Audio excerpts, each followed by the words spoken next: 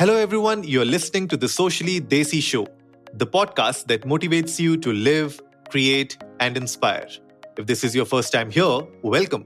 On our show, we discuss tips and strategies with our guest speakers on how to tackle problems related to personal growth, mental health, relationships, business and entrepreneurship, and health and fitness. So hit that subscribe button and go check out our website at sociallydesi.com for more of such content. Today, I'm joined by Mr. Nishant Agarwal. He's the founder of the edtech startup called Proctur. Proctur works to digitize educational institutions, schools, and coaching institutes on its platform. The range of products by Proctur supports e-learning facility, inquiry and admission, fees management, selling test packages, conducting live sessions, and so on over the app. The company currently has a user base of over 2,500 institutions with more than 15,000 teachers and over 1 million students. With that, Nishant, welcome to the show. Thank you, Niraj. Thank you for having me. It's a pleasure to have you on the show, Nishant, and a Happy New Year to you and the entire family at Proctur. Thank you so much, and wishing you and all the audiences the same. Thank you so much, Nishant. And before we begin the episode, Nishant, I would love to know about your professional journey so far and what was the inspiration behind starting Proctur? So I come from a tech background. I did my engineering in year 2004 from Delhi College of Engineering. Post that, I started my career working with Infosys Technologies in Bangalore. And then I worked with Fidelity Investments and with Citibank in Japan for 5 years. Okay. So I took a professional experience in technology, handling products and serving to Asia Pacific and the European clients across 8 to 9 years, working with this large multinational. Post that, I decided to pursue MBA, which I did from IE Business School, Spain, in entrepreneurship. Okay. Oh, my nice. ambition was to start something of my own. I always had that ambition. So post MBA, I started my first venture with the name legallink.jp, which was providing legal drafting services to Japanese SMEs. And I did that for almost 2 years. And then basically, I took an exit from that business. And that is the time when I was exploring opportunities. I come across a company with the name Proctur, which was basically digitizing doctors, clinics, hospitals, etc. Yep. And my sister used to be a tutor. So she was teaching to 5th to 8th class students. So she used to come to our house every day in the evening and after teaching. And then probably she was calling to parents that your child did not come today. You got this much marks. And she was always carrying a lot of books and notes with her. So I somehow could relate Proctur with this coaching industry. I thought that why not, when doctors are getting digitized, why not teachers use some technology?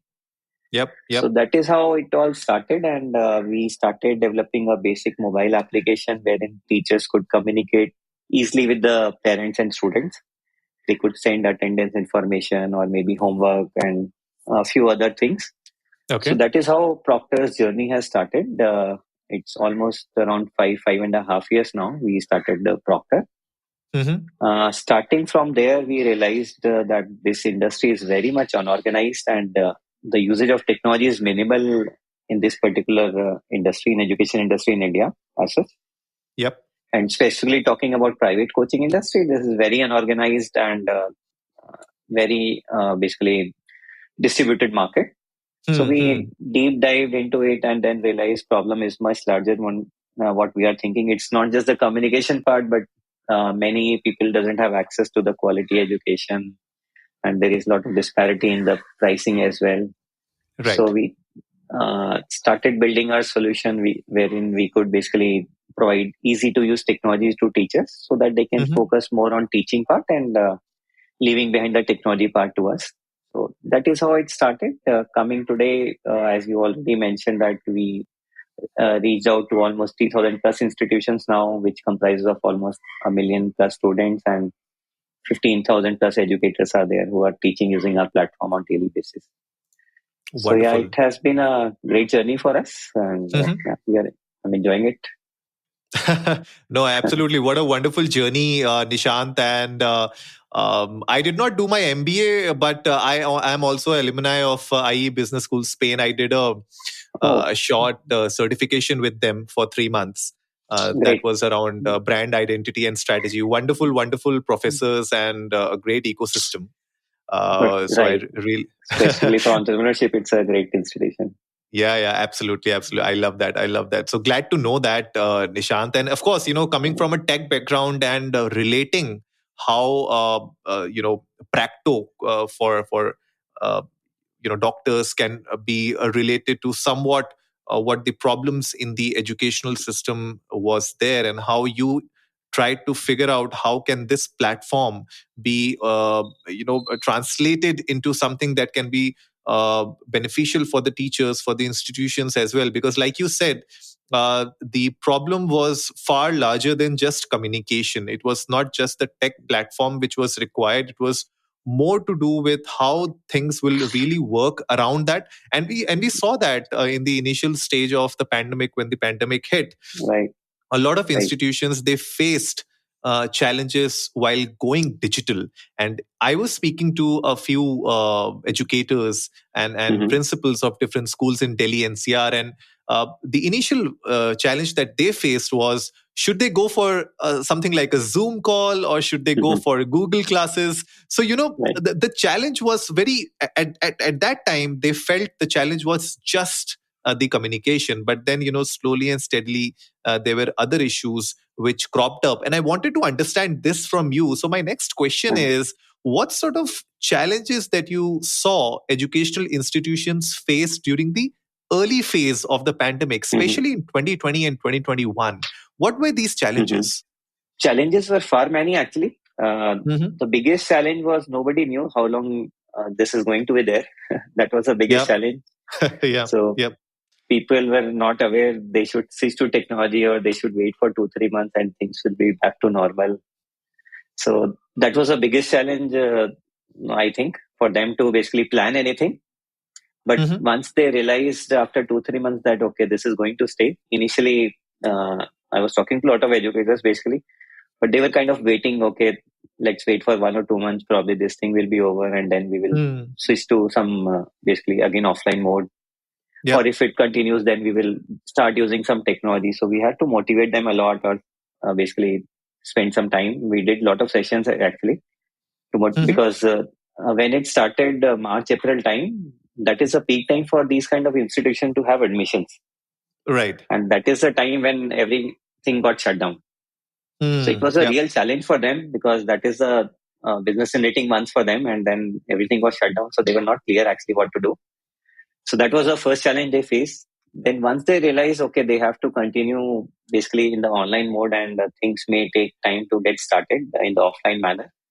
So that is when they started adopting some technology, especially for teaching online. And it requires some tools, not only technology, but they need a camera, they need a Mm-hmm. specific room, or maybe even laptops or microphones, etc., which they were not having at that point of time because they never used such things actually. Yep. Yep. Right. So arranging all these things, and especially during lockdown times, it was really tough for them. That was the second challenge they faced.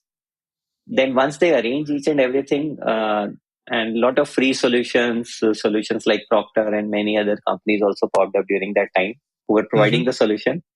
So they had to basically choose one of the solution which were available in the market. That again a Right. challenge for them how to choose because everything was new to them. Whatever they Yeah. found, they started using such solutions. And next thing is basically how to engage to students, how to plan their curriculums. So all those things were again challenging because in a offline manner, probably you can take a 2 hour lecture without any Mm-hmm. break. But if you are doing something same in an online manner, probably students' attention may get lost. Yeah. So Yeah. they True. slowly they learn a lot of things. Okay, how to conduct lectures, how to give homework, so they overcome such challenges. I definitely feel our teachers are very good learners as well. They Yeah. quickly adopted to such tools, and Mm. basically it became normal for them after a year's time. And now I think they are Mm. very well equipped and confident they can continue teaching online. And in fact, many of our clients and many of my teacher friends who are teaching now, they are actually planning from switching from offline mode to online mode now. Mm. Mm. So it has Interesting. changed drastically actually. They learned a lot, Mm. and then now things are back to normal. I don't think any of them are facing any challenges. True, true. Yeah. No, I absolutely agree with that. And you laid out the entire picture in a very crisp and clear manner. And I'm sure our listeners today will really relate to, especially people who had children and they had to arrange for a device for them to learn every day over a Zoom call or different platforms. But Nishant, you Right. spoke about during the initial phase of the pandemic when Mm-hmm. institutions figured out that okay, there's a platform named Proctor, we can try them out. Then there are other Right. platforms also that we can try them out. And you said it was initially difficult to which one to choose, right? So Right. that Right. that choice, the choice was there, but the decision making was a challenge. So can you help me with what sort of USP does Proctor bring into the market? How is it different from other platforms? And how did you help these Mhm. institutions to make that decision and help them conduct these classes? So the major, if you look at Indian market, basically the teachers are usually having their offline presence as well in India. Hmm. So very few of the educators in India are just teaching online. So Yep. everybody has usually a offline presence.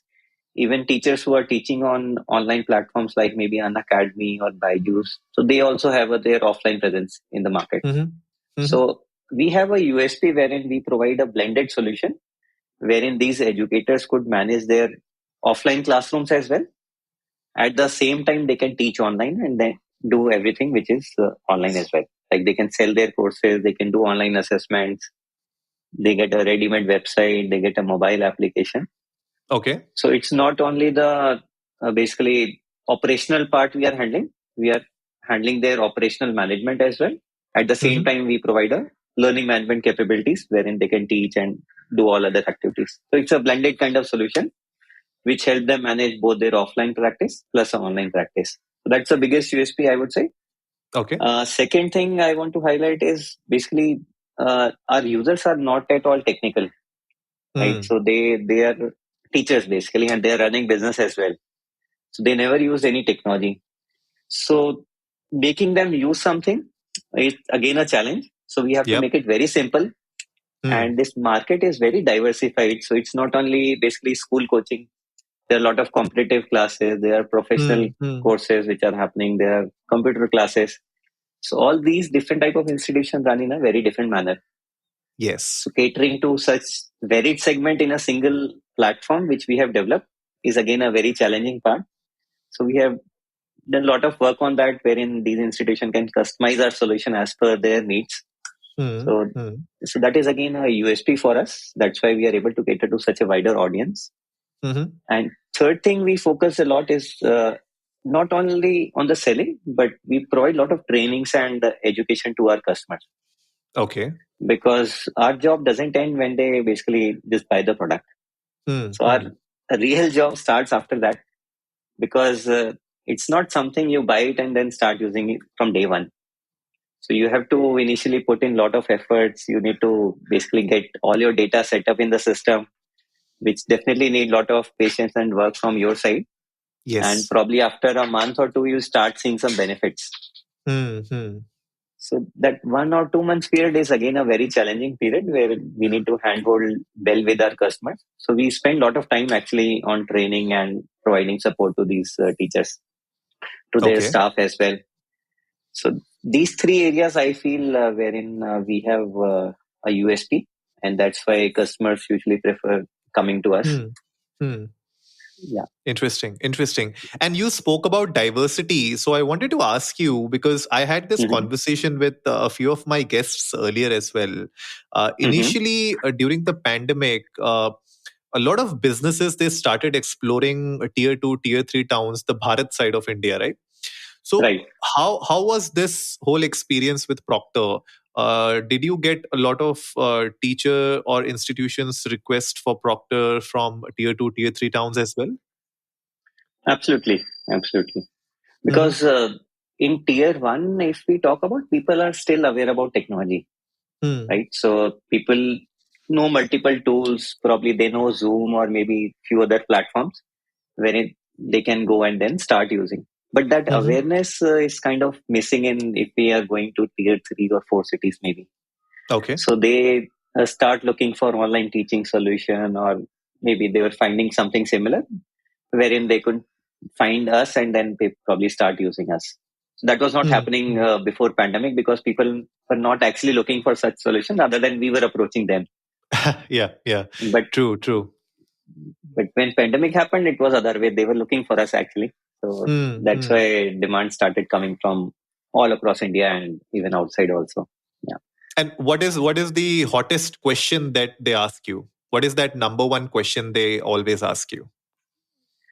So, question has also changed over the period of last 5 years, I would say. If I talk about 5 years ago, they used to ask us whether there is any such solution which can do this or do this or do this, because they were not aware. Okay. Then slowly when they got aware, they started asking, okay, my data is secure or not, whether you will sell my data. And now basically, since everybody is aware, so they don't ask such questions. Rather, they tell us, okay, I know about your solution. Let me compare with other people and then I will decide. So Okay. the transition we have seen in over the period of last 5 years. But still, a lot of people are there who are not aware of such solutions. So there we need to spend actually time and then explain them what benefits they will get, how much time it will take for them to start using it. So those Correct. kind of things we need to explain to them and they get convinced. True. Yeah, I think every institution and educator has their own requirements, their own way of teaching. And I believe if that way of teaching, that style can be complemented with an online platform, an online solution, I think that is where you build a great bond, right? I believe in that. And because like you said, all of these teachers who are teaching online, they have an offline presence as well, and they don't want that to get diluted, because Right. even though we are in a virtual world, but that real life human to human connect and understanding in a classroom somewhere needs to still be there. That hybrid system will still remain. And even I was reading a lot of reports by different consulting firms, and they were also talking about this hybrid way of life and education going forward. But I'm sure, Nishant, um, in the last couple of years, a lot of institutions would have made some mistakes that you would have seen and tried to find remedies for it. Uh, can you highlight a few of these mistakes that you saw institutions make, educators make, and how did you help them overcome it? And what are some of the best industry practices that they should follow in order to ensure that this whole virtual world that we are talking about, the hybrid world that we are talking about, can really sustain in a way that at the end of the day, it's the learner who needs to benefit out of this, so that learning is not hampered? That's a tough question, but anyways, let me try to answer. Yes. I won't say they were making mistakes. Probably things were new to them. So they probably did not know how to do the things right. So some of the things which I uh, realized and got to know after interaction with a lot of teachers, and then probably we also did some sessions to make them aware how to do it. Like uh, they were taking online sessions not that seriously, I would say, not that prepared earlier. Okay. Uh, like for offline sessions, usually teachers used to prepare a lot before going to the classroom.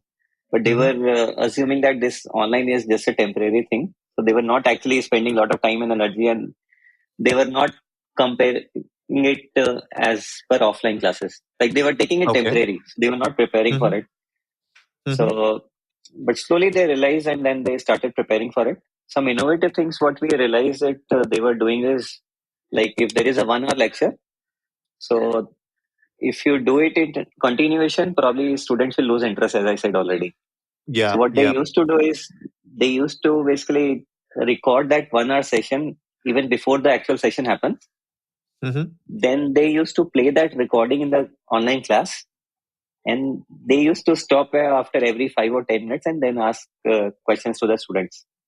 Okay. So that helped them basically to have engagement with the students, right? Because if they So we need to basically visualize the complete setup, wherein if you are doing a complete 1 hour two-way communication with the students, then you can never have a class, right? Yep. Yep. Because True. if there are 40, 50 students in the class and then they keep on asking or disturbing or doing something, so then you cannot have a class. And if you are doing a 1 hour complete one-way communication, then also it becomes boring for the students, right? To just keep Hmm. listening for 1 hour. So that Yep. was the biggest problem they were facing. And then how they solved it is basically they used to, as I said, they used to record that 1 hour lecture. They used to play 5-10 minutes, and then they used to have some engagement. Then again, next 5-10 minutes, then some engagement. So that was a better way of delivering a lecture in an online manner. That's what Hmm. first thing we realized after discussing with few of the teachers, and then probably we helped other teachers to follow the same, and they were Hmm. really happy. Hmm. Apart from this, second thing I feel is people were still hesitant to invest in technology. Yep. I'll give you a small example. For example, if you buy a webcam, you can buy it Hmm. in a price range, so maybe starting from 500-600. I'm not sure, but it may go up to 4,000-5,000 rupees also, even more Yes. maybe. Hmm. But usually, what we realize is that teachers are buying maybe that 500-600 or 1,000 rupees wala camera. Yep. Yep. So we had to educate them. If you invest just 3 or 4,000 more, you get a much better quality video for the students. Yeah. True. So these small things actually help them to basically overcome a lot of challenges. Like if you use a collar mic, a good quality collar mic rather than just using a normal earphones or maybe using a laptop Hmm. basically mic. So these small things also we help them to basically realize and then help them purchase so that they could deliver a better lecture.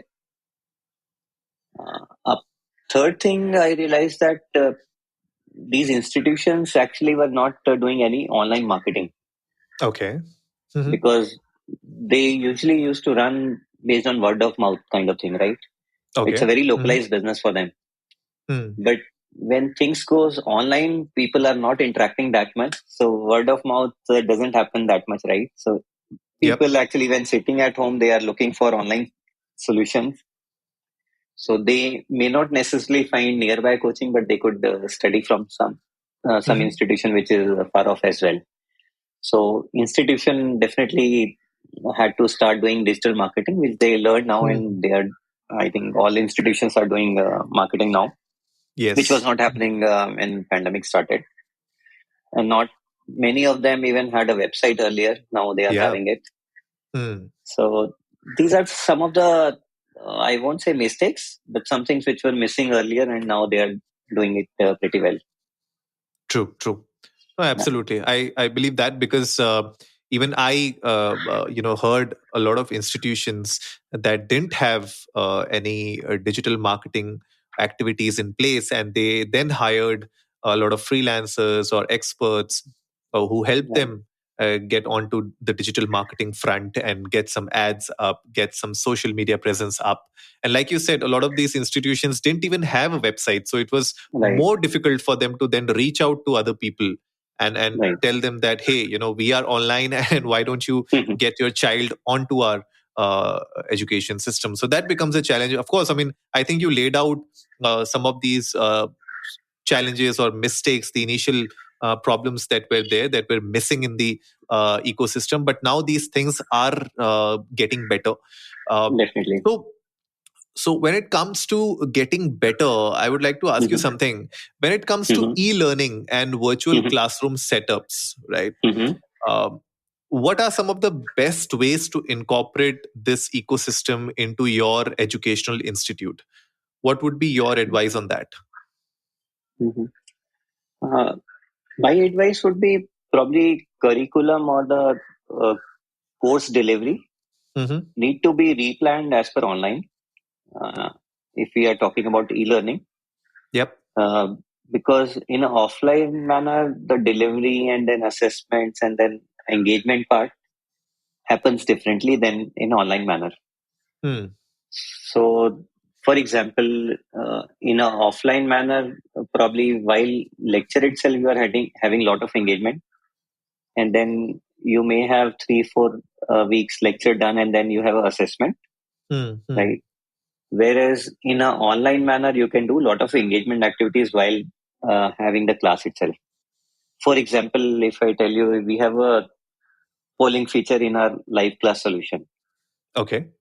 right? So during the lecture itself, teachers can ask some question and then students can quickly answer and they can discuss upon it, which is Hmm. not possible during the offline classes, right? Yes. Similarly, students can post their questions and then teachers can answer all at once towards the end of the Hmm. lecture. Hmm. Same thing is not possible during the offline classes, right?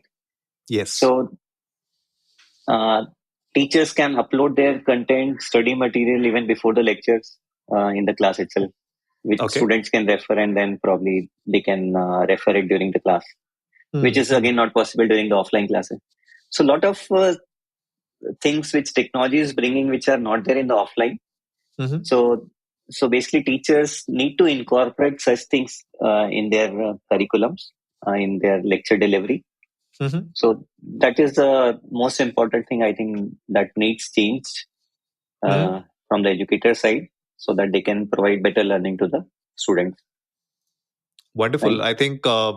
that's gem of an advice because nobody is talking about this. Everybody talks about solutions and platforms, but I think this is a really good advice that when it comes to your curriculum, at least transform your curriculum or shape your curriculum to fit the virtual world. It cannot Right. be a copy and paste of what you used to teach in a classroom environment. Right. But that needs to Right. change, and I think people listening to us today would have gotten really great advices and information out of you. And guys, of course, we'll put the links of Proctor in the show notes below. Go definitely check them out. If you want any help, if you have any questions, we will also put Nishant's LinkedIn profile in the show notes below. Reach out to him if you have any questions. Shoot, and I'm sure him and his team will definitely help you with all your queries. So, Nishant, before we wrap up today's episode, I would love to know from you in your 6 years into the edtech space, you must have seen a Mm-hmm. lot of trends come and go. What would be your predictions for the Mm-hmm. edtech space in India for the next 3 to 5 years? Okay. So personally, I feel EdTech is just getting started. Hmm. Probably due to COVID, I think we are maybe 3-4 years ahead of time. But still, India is still a very nascent market. Uh, we think living in cities that probably everything is already digitized and everything has already happened. But if you look at stats, probably not more than 10% of the market is still digitized. There is Hmm. still a lot of market and students who are not still having access to the quality education or even education as such. Yep.